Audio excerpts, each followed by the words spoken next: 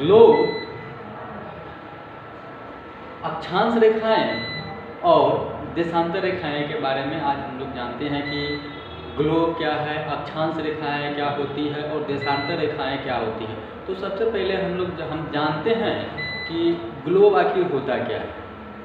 तो ग्लोब पृथ्वी का काल्पनिक नमूना है। क्या है? पृथ्वी का काल्पनिक नमूना है। कैसे पृथ्वी का काल्पनिक नमूना है? चलिए हम लोग आज जानते हैं कि ग्लोब पृथ्वी का काल्पनिक नमूना कैसे है। तो पृथ्वी जियोड आकार की होती है। पृथ्वी जियोड आकार की होती है, यानी ऊबड़ खाबड़ होती है। चलिए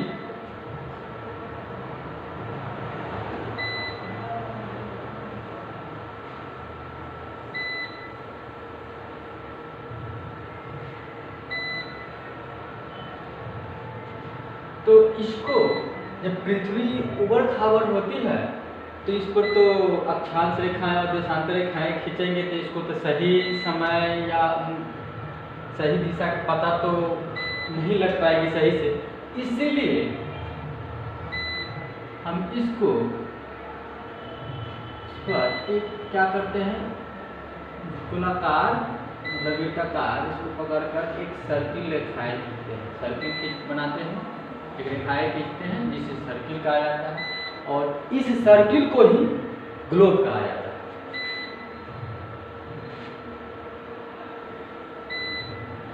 देखिए ऐसा नहीं खींचे हैं इस पे, इसे ही ग्लोब कहते हैं। यानी ये पृथ्वी हुआ कैसे आकार की? जियोड आकार की होती है। जियोड, पृथ्वी कैसी है? जियोड आकार। इस ग्लोब के बीचों बीच से एक रेखाएं खींची जाती है जिसे 0 डिग्री अक्षांश रेखा कहते हैं। चलिए पहले इसको मिटा देते हैं। जान लिए ना कि आखिर ग्लोब कैसे बना। इसको 0 डिग्री अक्षांश रेखा कहते हैं।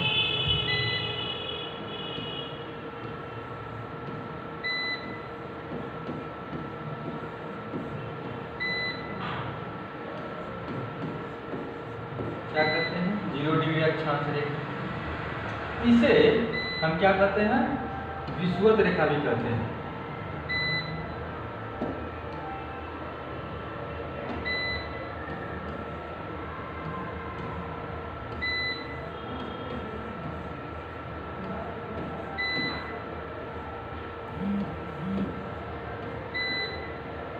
इसे क्या कहते हैं? विषुवत रेखा भी कहते हैं।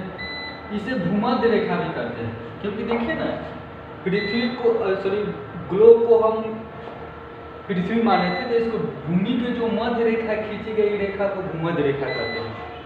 तो इसे हम लोग क्या मानते हैं? भूमध्य रेखा।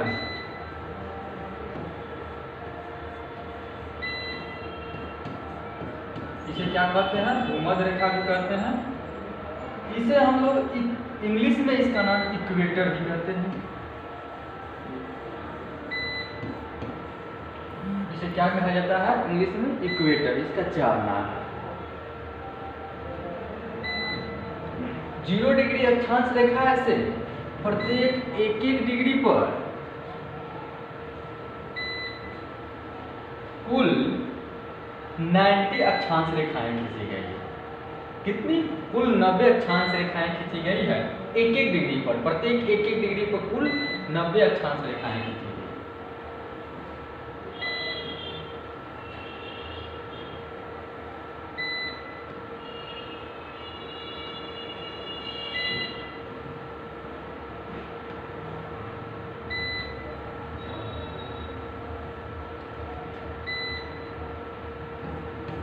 इसे उत्तरी ध्रुव कहते हैं।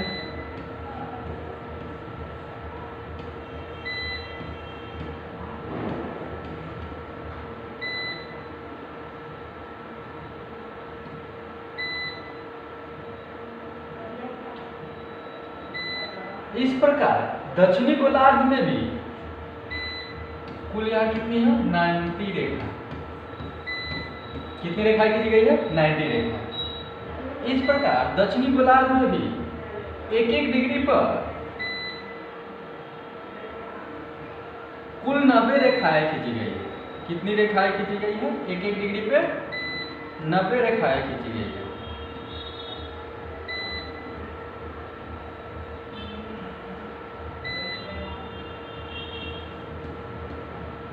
कुल कितनी रेखाएं खींची गई है? 90 रेखाएं। इस प्रकार कुल अक्षांश रेखाओं की संख्या 181 होती है। कैसे? चलिए जानते हैं। 90 अक्षांश रेखाएं उत्तरी गोलार्ध में, मतलब भूमध्य रेखा यानी 0 डिग्री अक्षांश रेखा के ऊपर में 90 रेखाएं खींची गई है, और 0 डिग्री अक्षांश रेखा के दक्षिण में, साउथ में, दक्षिण में 90 रेखाएं खींची गई है। और एक हो गया 0 डिग्री अक्षांश रेखा। तो कुल मिलाकर दक्षिणी गोलार्ध में 90 अक्षांश रेखा है, नॉर्थ में 90, साउथ में 90 और एक 0 डिग्री अक्षांश रेखा।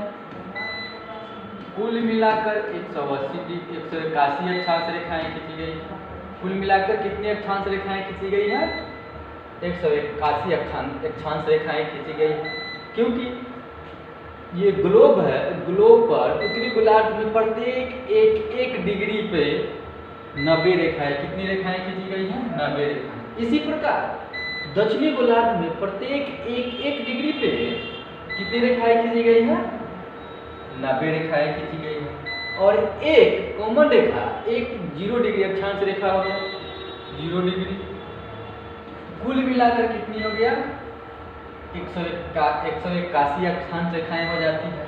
लेकिन कभी कभी 180 अक्षांश रेखाएं क्वेश्चन में नहीं रहता, तो क्या रहता है? चलिए बता। अगर इसको हम क्या मान लिए हैं, इसको ध्रुव को, इसको हम रेखा माने हैं, इसको हमने रेखा माने हैं, तो 181 अक्षांश रेखाएं होती हैं। अगर इसको हम क्या मान लें? पॉइंट, यानी इसको हम बिंदु मान लेते हैं, बिंदु मान लेते हैं, तो कुल अक्षांश रेखाओं की संख्या हो जाती है 89 प्लस एक 0 डिग्री अक्षांश रेखा, कुल 179 अक्षांश रेखाएं हो जाती है। किस परिस्थिति में मान होती है? जब इसको हम क्या मान लेते हैं? इसको मान लेते हैं बिंदु, मान लेते हैं, इसको बिंदु मान लेते हैं। इस प्रकार इसको भी हम क्या मान लेंगे? पॉइंट मान लेंगे। तो कुल मिलाकर 179 अक्षांश रेखाएं हो जाती है।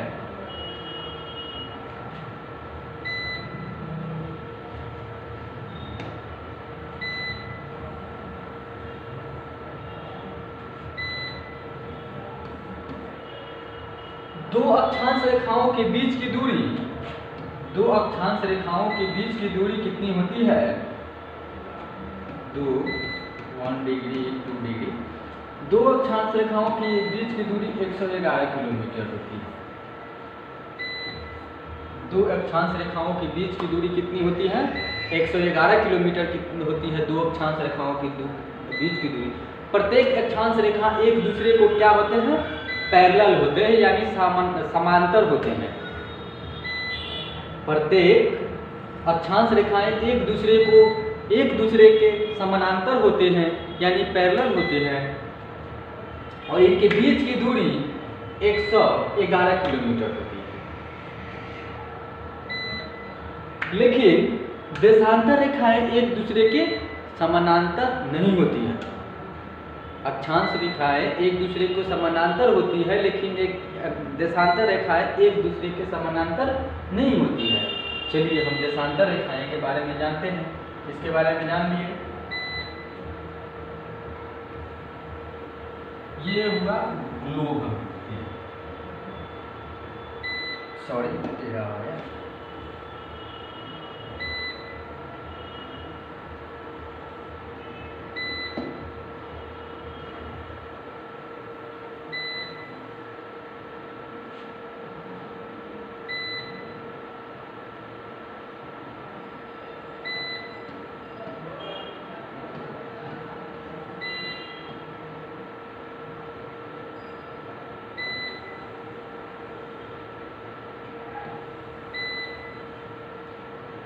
इसे हम देशांतर रेखाएं कहते हैं।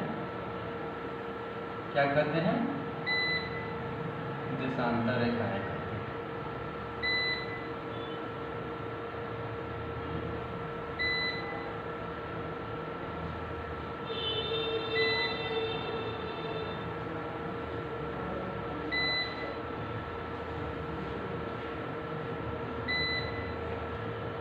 इसे क्या कहते हैं? देशांतर रेखाएं। क्या कहा जाता है? देशांतर रेखा। ये हो गया ईस्ट मतलब पूरब, और ये हो गया पश्चिम वेस्ट।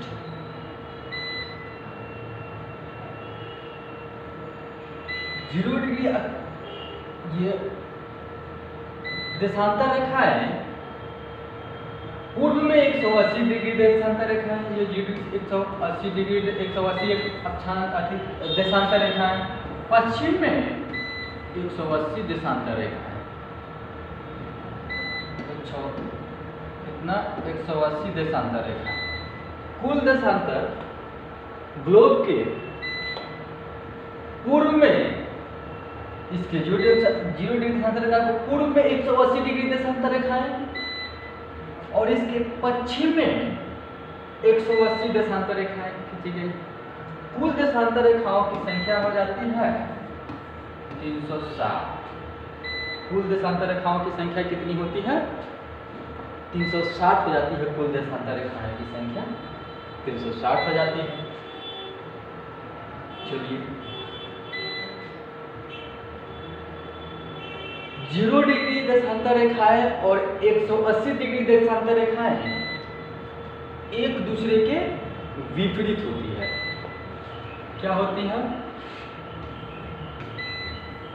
0 डिग्री देशांतर रेखाएं और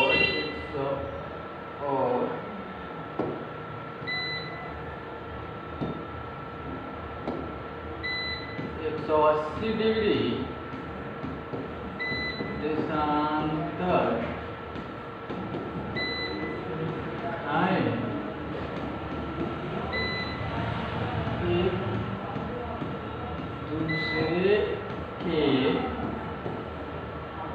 एक दूसरे के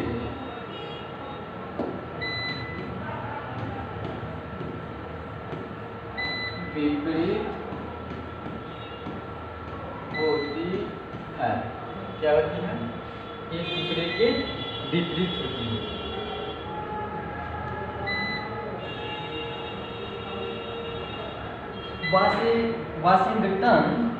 वाशिंगटन डीसी में, अमेरिका के वाशिंगटन डीसी में खगोलवेताओं ने यह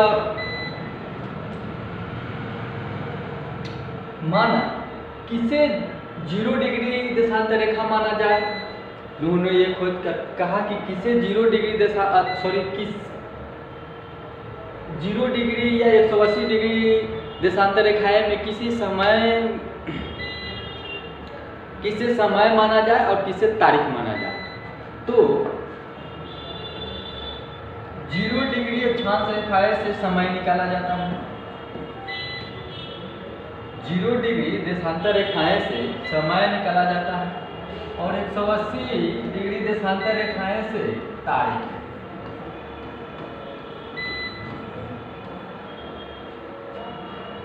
मतलब इसे टाइम, इसे डेट। कहाँ